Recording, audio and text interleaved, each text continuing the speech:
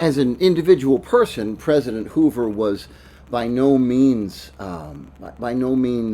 callous, cruel, or uncaring about the great suffering that Americans were enduring during the Great Depression. In fact, he is, as an individual person, he was a strong supporter of charitable causes. He was one of only two, I believe. I double checked me in the text on this. He's one of only two presidents of the United States, perhaps three now. I believe Donald Trump did this too. He was one of only two or three presidents of the United States to refuse to draw his salary. He may have been, Herbert Hoover may have been one of, as far as moral character, may have been one of the best men to ever hold the office of president. But as far as his response to the Great Depression, the wide consensus of scholars of history today, and certainly the consensus of the American people of the time, is that he was grotesquely ineffective. Herbert Hoover was committed to the notion that it is not the place of government to offer direct financial aid to individuals. That is the place of private nonprofit groups, of churches, of charitable organizations, and of businesses. He expected churches, charities to step up.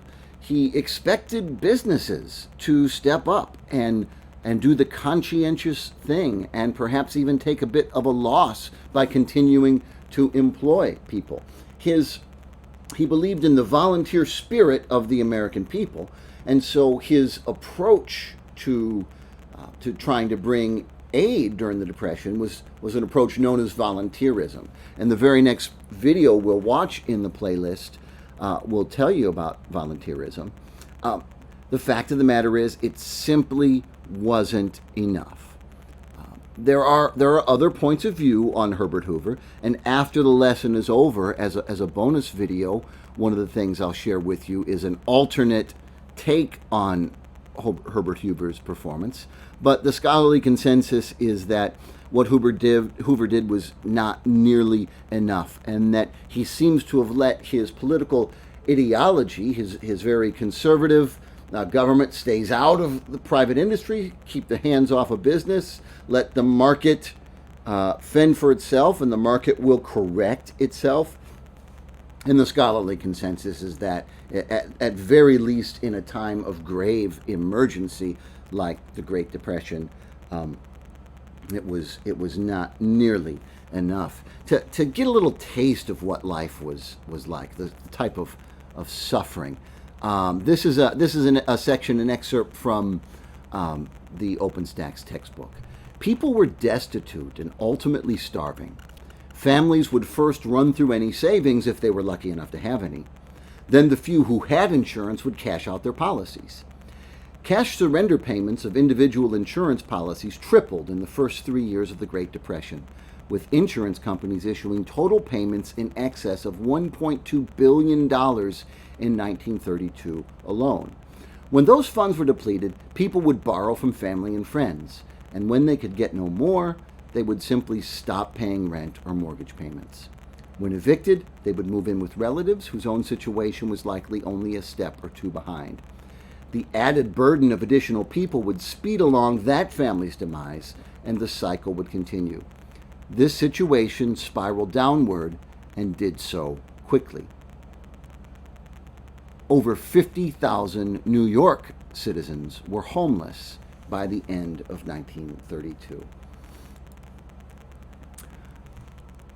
Not everybody, in fact, not anybody, is happy with what's going on. And so you have many movements of people trying to take matters in their own hands.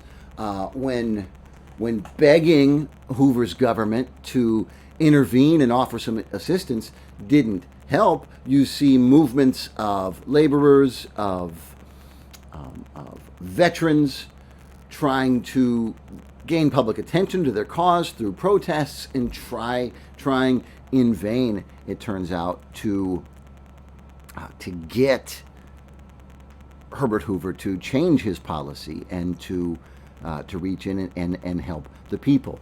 So you'll hear after the video on Hoover's volunteerism, you'll see a video on the Ford's Hunger March.